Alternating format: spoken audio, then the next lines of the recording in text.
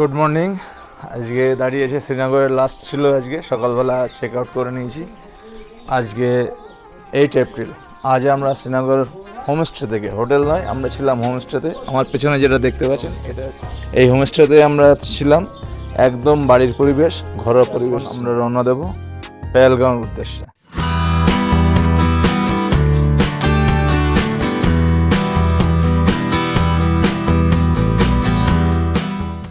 সকাল সকাল রওনা দিলাম শ্রীনগর থেকে, গন্তব্য পেহেলগাঁও। শ্রীনগরের থেকে পেহেলগাঁওর দূরত্ব হচ্ছে 125 কিলোমিটার। কিন্তু ওই যে সারা ট্যুরেই আমাদের সঙ্গে বৃষ্টি লেগে আছে। আমরা যেখানে যাই বৃষ্টিও সেখানে যায়। একটা কথা আছে না, অভাগা যেদিকে যায় সাগর শুকায় যায়। আমাদের অবস্থাও সেরকম।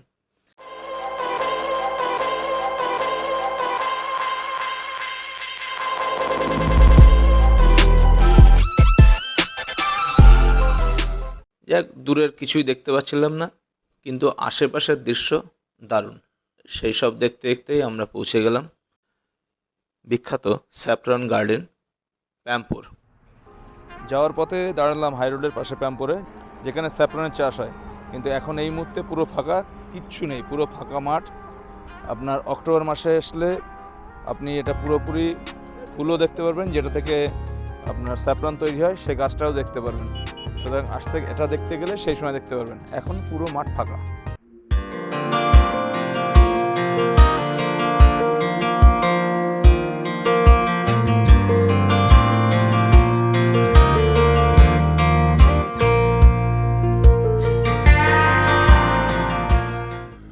এই প্যাম্পোর কিন্তু স্যাফরন চাষের জন্য বিখ্যাত। কিন্তু এখন কিন্তু স্যাফরন চাষের সময় নয়। এখন যেটা পেয়েছি সেটা একদম পুরো মাঠ, ব্রিগেডের মাঠ। কোনো মাঠে কোনো চাষবাসের কোনো চিহ্নমাত্র নেই, কিন্তু এই জায়গাতেই স্যাফরন চাষ হয়, যেটা আপনার পুজোর পরে শীতকালে আসলে আপনি দেখতে পারবেন। তখন পুরো মাঠ বেগুনি হয়ে থাকে, সে এক দারুণ দেখতে লাগে। তবে এই সময়ে একটা গুল্ম জাতীয় উদ্ভিদ পেয়েছিলাম, গাছ, ছোট ছোট গাছ, তার মাথায় ফুল হয়ে রয়েছে, দেখতে সেগুলোও কিন্তু সুন্দর ছিল।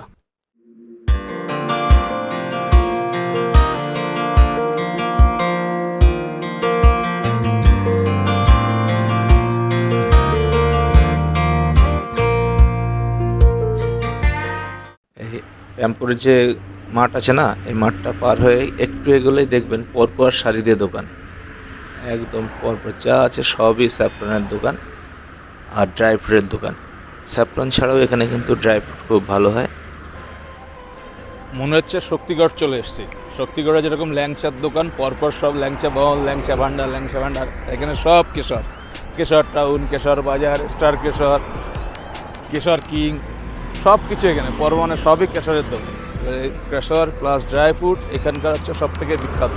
কিন্তু যখন নেবেন বুঝে শুনে নেবেন, দেখে চেক করে অথেন্টিক দোকান থেকে তবেই নেবেন। এখানে কিন্তু প্রচুর ডুপ্লিকেট মাল কিনতে পাওয়া যায়, আর সেটা দেখে তবে যাচাই করে তবেই কিনবেন।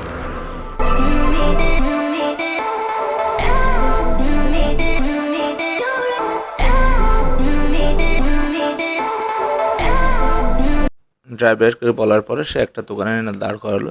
সে দোকানটা মোটামুটি ভালোই, বেশ বড়, বিভিন্ন রকম ড্রাই ফ্রুট, স্যাফরন সবই আছে।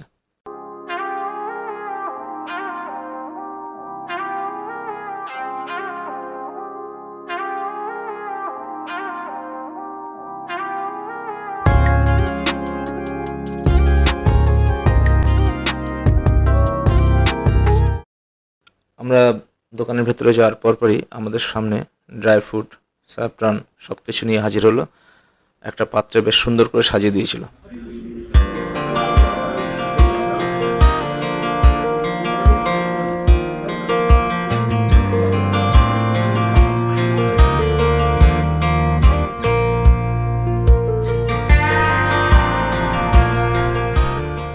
এই স্যাফরন কিন্তু ডুপ্লিকেটও আছে। একটা সরু ঘাসকে রং করে, মানে স্যাফরনের কালার করে, সেটা স্যাফরন বলে চালান হয়। আপনি যখন কোনো দোকানে যাবেন তখন অবশ্যই সেটা টেস্ট করে নেবেন। টেম্পো ছাড়িয়ে আমাদের গাড়ি এগিয়ে চলল দিল্লি শ্রীনগর হাইওয়ে ধরে। কিছুটা যাওয়ার পরেই সামনেই পড়ল অবন্তিপুরা। অবন্তিপুরা কিসের জন্য বিখ্যাত জানেনই তো, ক্রিকেটের যত ব্যাট আছে বেশিরভাগই এখান থেকে সাপ্লাই হয়। কারণ উইলো গাছ থেকে যে ব্যাট তৈরি হয় সেটা কিন্তু এই কাশ্মীরেই আছে, যার জন্য এখানে পরপর যত দেখবেন শুধু ব্যাট তৈরি কারখানা।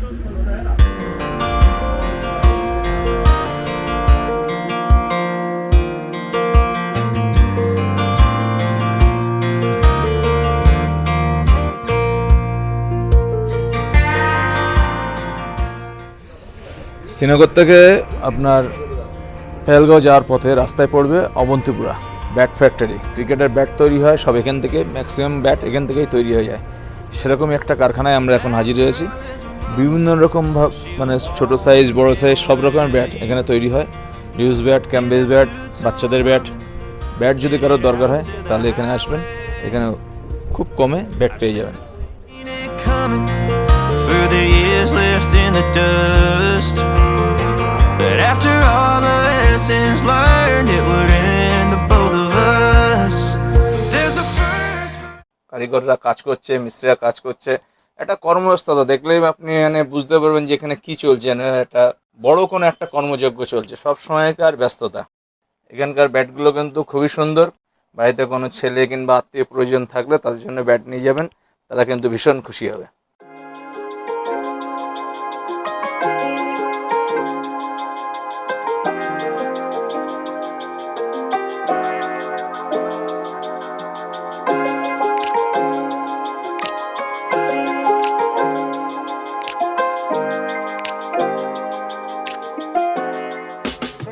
সব উইলো কাঠ দিয়ে তৈরি ব্যাট। এই হচ্ছে কারখানার শোরুম। এরকম শোরুম এখানে প্রচুর আছে, মানে রাস্তার দুধার দিয়ে এখানে ব্যাটের দোকান। অবন্ত শক্তিগড়ের ল্যাংসের দোকান যেরকম পরপর রয়েছে, এখানে একটু আগে প্যাম্পরও দেখালাম, স্যাফরনের দোকান পরপর আছে। এখানে অবন্তিপুরা তো ঠিক সে একই টাইপের ভাবে আপনার পরপর ব্যাটের দোকান আছে।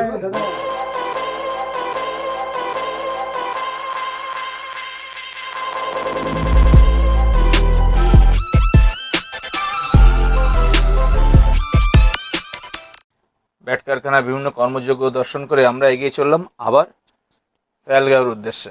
যেটা আমাদের ভাগ্যে আছে সেটা তো বুঝতেই পারছেন, সবসময় যেন একটা বর্ষা আমাদের সঙ্গে লেগেই আছে, যেখানেই যাচ্ছি মেঘ আর মেঘ।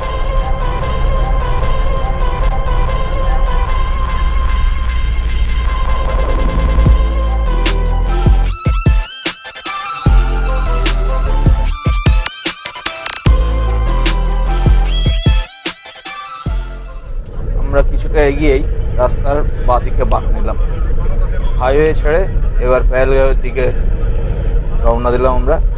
রাস্তায় কিছুটা প্রবেশ করার পরেই প্রথম দিকে ভালো ছিল, কিন্তু পরবর্তীকালে বাজার ঘাট, দোকানপাট, স্কুল কলেজ সবই পড়লো।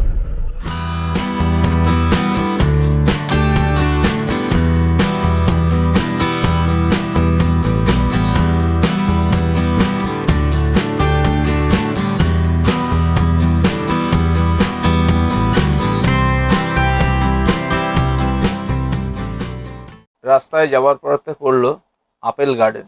থরে থরে আপেল বাগান, মানে যেদিকে তাকাবেন সেদিকেই আপেল বাগান, ডান দিক বাদিক মানে একেবারে এখানে প্রতিটা বাড়িতে আপেল গাছ ভর্তি। আর সেই আপেল বাগানের সামনে বসেছে জুস কাউন্টার। আর একটা দারুণ দৃশ্য দেখলাম যে আপেল গাছে প্লাস্টিকের আপেল ঝুলিয়ে রেখেছে পর্যটকদের আকর্ষণ করার জন্য, কিন্তু এটা বোঝে না এখন যে আপেল হয় না সেটা সবাই জানে। যাক, আমরা সেই কারণে আর নামিনি। রাস্তায় যেরকম জুস কাউন্টার থাকলে ডাকাডাকি করে গাড়িতে, সেরকম ডাকাডাকি করছিল, আমরা থামিনি, আমরা বেরিয়ে গেছি।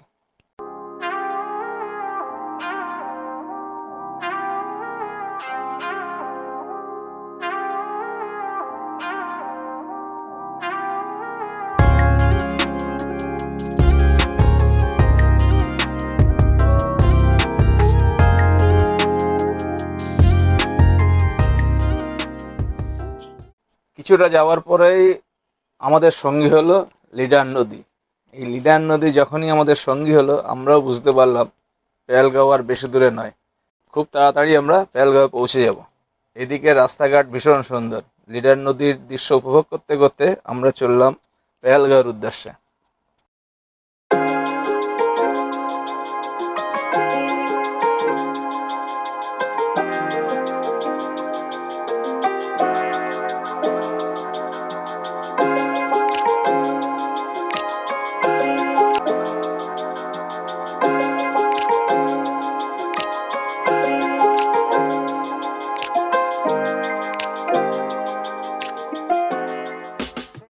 পেহেলগাঁও প্রবেশের পূর্বেই আমাদের একটা তরুণ স্বাগত জানালো, ওয়েলকাম টু পেহেলগাঁও, যেখানে আপনার তীর্থযাত্রীদের স্বাগত জানা হয়। অমরনাথ যাত্রার তীর্থযাত্রীরা যেখানে স্বাগত হয় সেই সাইনবোর্ড আমাদের চোখে পড়লো।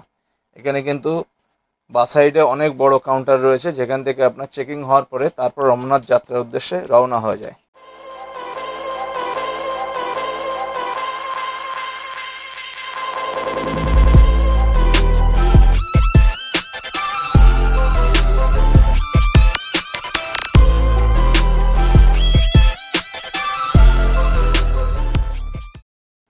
এই কাউন্টার পরেই হাফ কিলোমিটার পরেই হচ্ছে গিয়ে পেহেলগাঁওয়ের মূল বাজার।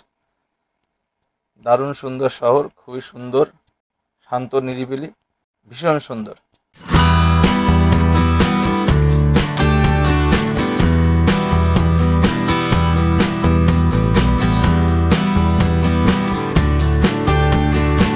এই পেহেলগাঁওয়ের মেন বাজার পার করে অমরনাথের রাস্তায় একটুখানি এগিয়ে, হাফ কিলোমিটার মতো এগিয়ে আমরা ছিলাম বাহাতে লিডার নদীর ধারে একটা হোটেলে। সে গল্প নিয়ে খুব শীঘ্রই হাজির হচ্ছি।